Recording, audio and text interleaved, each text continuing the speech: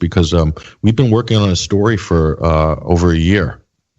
It's a long-term investigation, and this is Vanessa Beeley with other colleagues too, including Syrian journalists that she's been working with. This is all outlined and detailed in an exclusive story, which was published yesterday. And if you watched Vanessa Beeley at the Geneva Press Club last week, or you've seen the UK column episode this week with Brian Garish and Mike Robinson featuring Vanessa, you'll see what an important presentation she made there in Geneva, Switzerland. And Reporters Without Borders, Mike.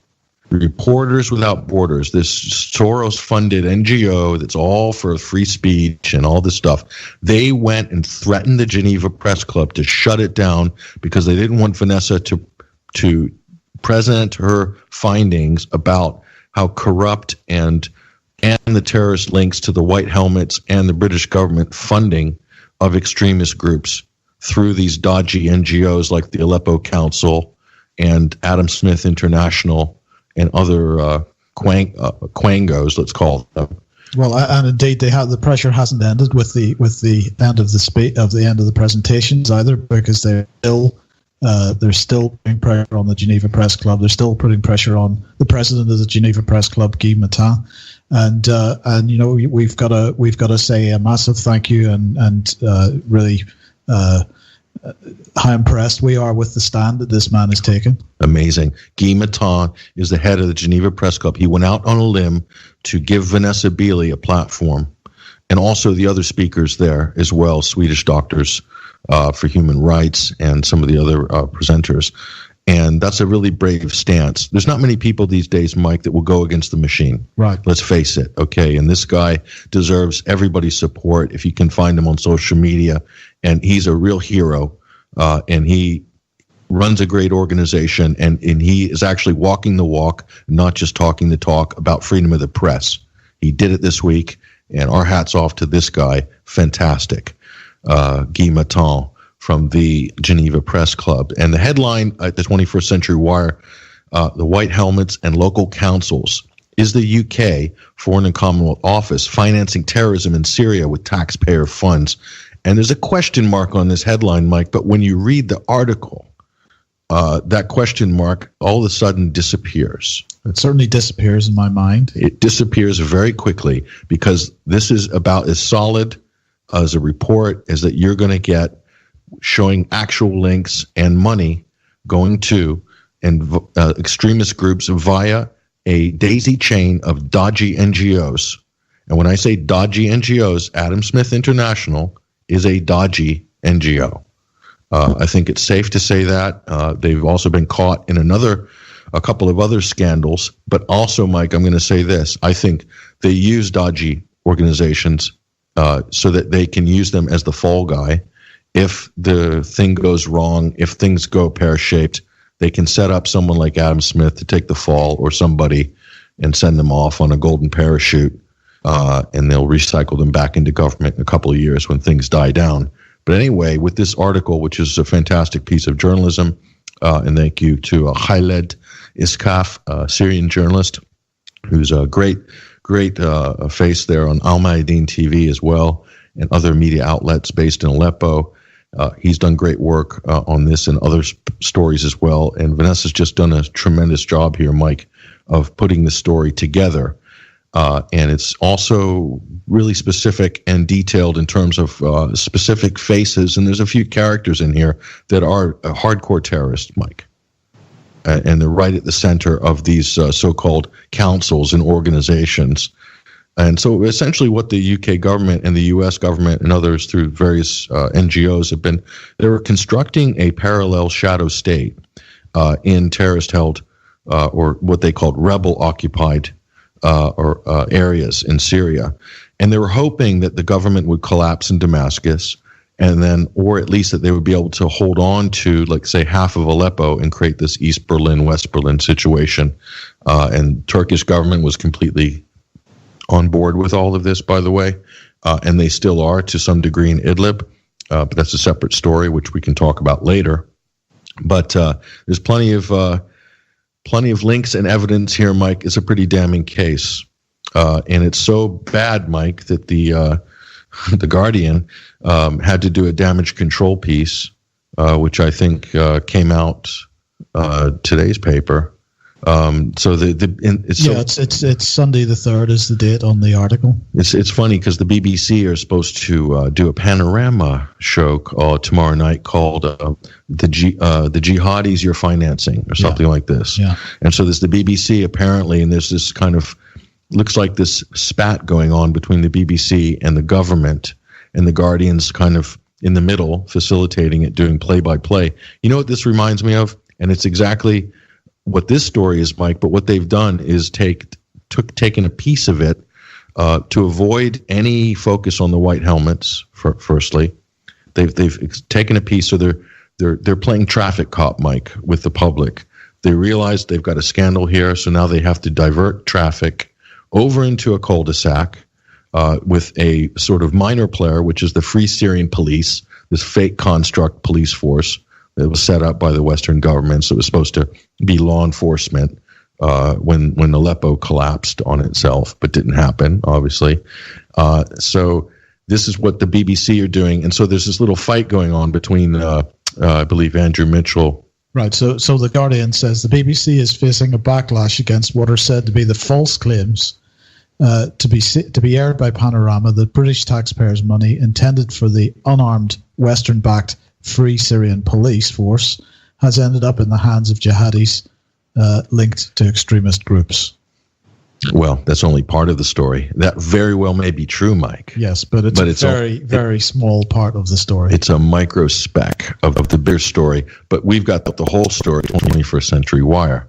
And we actually, Vanessa will get another hat tip because she broke the story, or she's one of the only people that spoke about the Free Syrian Police a year ago. Absolutely. A year ago. So I know that's just hard for mainstream media people to get their heads around because they don't really know much about some of these issues because they're too busy following the party line on something like Syria that they wouldn't have actually known about that. But we're just reminding you, and there's links to all of that on this article, which is up right now. And you know what this reminds me of, Mike, the Guardian here? This reminds me of the WWF, the World Wrestling Federation, where you have like two people like Hulk Hogan and Lex Luger. And so in this case, Hulk Hogan is the British government, and Lex Luger is the BBC, and the Guardian is Vince McMahon, who's doing play-by-play. I mean, it's pathetic, okay? The Guardian should be... this is an open wound. Yeah. Okay. If the press is really a watchdog, the press should go like a pit bull, smell the blood on the open wound, and just thrash and go and not let go until somebody's sacked or someone's resigned. Or they're more appropriately in prison. Or in prison. Isn't this what the press used to be? Yes. Back in the day? And that doesn't happen anymore. So instead, the Guardian's defending the state, helping to manage this so-called controversy, and I guarantee you, if they're refereeing this fight, Mike, or doing play-by-play, nobody is going to get sacked. Yeah. Nobody is going to go to prison. This is a story about state funding of terrorist activity in Syria, and this is the tip of the iceberg, by the way. Yeah. The tip of the iceberg. And so that's what's happening. Here's the story. This is real journalism. In fact, if there was ever an award for journalism, I don't know why Vanessa's not going to get it, but she certainly deserves it. Even if all these establishment so-called journalist organizations aren't giving awards out to people like Vanessa, she deserves it as much or more than anybody I think that's received an award for any of these organizations. I can say that 100%. Absolutely.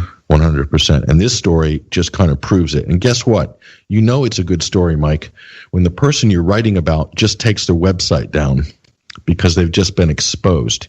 So one of the Adam Smith constructs is the Tamkeen Project.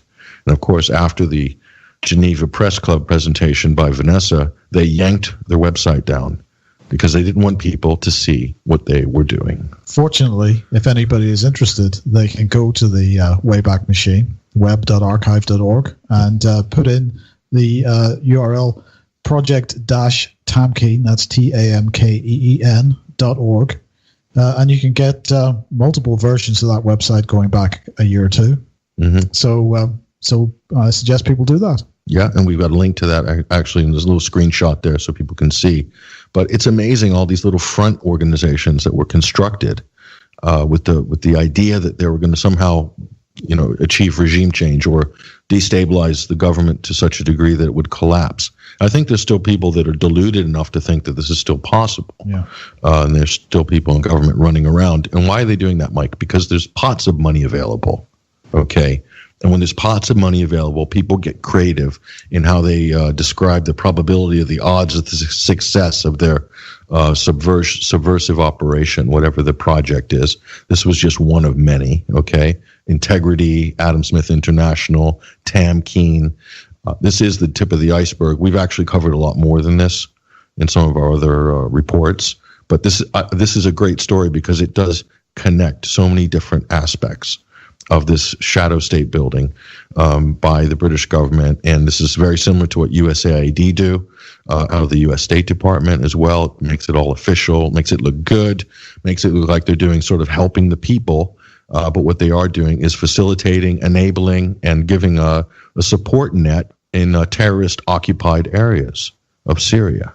And the weapons are definitely flowing in, and that's another operation, which we have detailed as well. And we've broken and covered, and which Diliana, Gitnier, and other journalists have done amazing work on, and we've helped to publicize their work as well. So there's different pieces to this puzzle, and we've exposed quite a few of them, Mike, over the last couple of years. And we're here doing what we do. We don't have the resources that any media outlets have. We're not connected to any political parties. We're not getting money from foundations or think tanks. We don't get government money, okay? It's literally our listeners, our readers. It's you people out there. And it's we get a little bit of sponsorship help and a little advertising here and there. But it's a struggle, folks. So we really need people to step up and give us a hand as well. It's been a tough last 6 months, 7 months. And not able to do half or a quarter of what I'd like to do or what we're able to do because we just don't have the resources. But I want to say, if not for the support that we have had, which you people out there who have supported us, you guys are amazing, okay? And you can, if you're out there listening now and you've donated to 21st Century Wire or you've subscribed to 21 Wired TV, okay, any of you out there, whether you're not subscribing now and you did before, whatever. But all of you people who have supported us, this is the result of your support. Reports like this, okay, that have basically, this has sent the establishment basically running, scrambling to cover up bigger scandals. And that's because of you out there. You've made this happen. We're here, we're doing our work, but you're supporting us behind the scenes, and we love you for it. And we appreciate every ounce of it. But we're able to do things like this because of you. Make no mistake about it. You guys can all take credit in this report. And this is a scathing indictment, Mike. I am so proud to publish this and to have this exclusive. It's just a really effective piece of journalism, but it builds on so many other work and investigations that Vanessa has done, that we've all done over the last couple of years, and and believe me, there's more where this came from. This isn't the last piece of this story, but it's a great job, Mike. But I'm going to be interested to see what the BBC is going to come out with tomorrow night. Well, absolutely. Looking forward to that. And we'll discuss that on tomorrow's UK Column News at Monday, 1 p.m. UK time, live on ukcolumn.org/live, also on Facebook and on YouTube. And Vanessa will join us tomorrow. Yeah, so if you want the inside scoop on this story, you want to be there tomorrow at 1 o'clock because that's where you're going to get it. And then we'll talk about on Tuesday how the BBC edit went on at 7:30 UK time Monday evening. They're probably still editing right now. They'll probably have to edit it after they listen to the show, I would imagine. But so that's what's going on. And so where's The Guardian and all this? Mike Ratty, who is a great friend of the show and a great activist and a great friend of Syria as well. Mike basically tweeted to, I think his name's Daniel Bofi, not to be confused with Banoffee.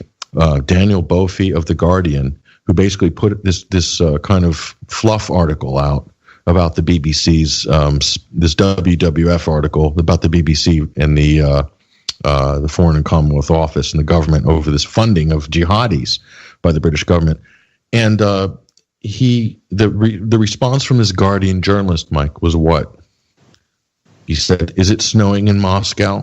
A snarky remark back to Mike. Yeah, the implication being that he's a Russian stooge. That he's a Russian agent, right? So this is the level of people who work for newspapers like The Guardian running around in public accusing people of being Kremlin agents just because they don't like the way that they're viewing issues, or because they're right, actually. So because Mike Ratty's correct. Absolutely. And the other clue to what The Guardian is thinking comes in the comments section. Let's talk about the comments section. The comments section. There are currently 36 comments in the comments section, and quite a number of them are quite disparaging. And sort of, it's worth reading the comments section. It is, and also to look at which comments have been deleted. But the last comment is the most important one, because the last comment is from the Guardian community moderator. Oh. And it says, "Comments on this thread were opened in error and will soon close." Oh, I see. And so what's the name of, is that the comment is free? Is that CIF section? This is absolutely, yes. Comment is free. Oh, yes. So what does comment is free mean? Oh, I never could figure that slogan out that The Guardian has. Does that mean that people are allowed to freely comment? Apparently not. Apparently not. So in the comment is free section of The Guardian's website, they're deleting comments. Okay. They're deleting comments, and then when when they realized the comments were going the wrong general direction, they decided that, oh dear, we accidentally opened this article for comment, so let's close it. Wow. Now you can no longer comment on the article. Wow. So The Guardian is censoring comments on political grounds? Yes. So are we serious? So is MI5 running the CIF section of The Guardian then? Because let's be honest. Why else would a newspaper care what readers say about the state, Mike? Unless the state was running that part of the operation, exactly, or people. I mean, it's beyond explanation. Why is The Guardian censoring comments in comment is free section? And so they're saying, oh, he's conspiracy theorizing now. Well, if you want people to conspiracy theorize, start deleting comments. Yeah. In your comment is free section, you fools. Okay, what a bunch of numpties. Like, what's going on there at The Guardian? I don't know. So it's a fair question to ask, Mike. So I'm just going to put that out there, So it's very amusing. So there we go. We're going to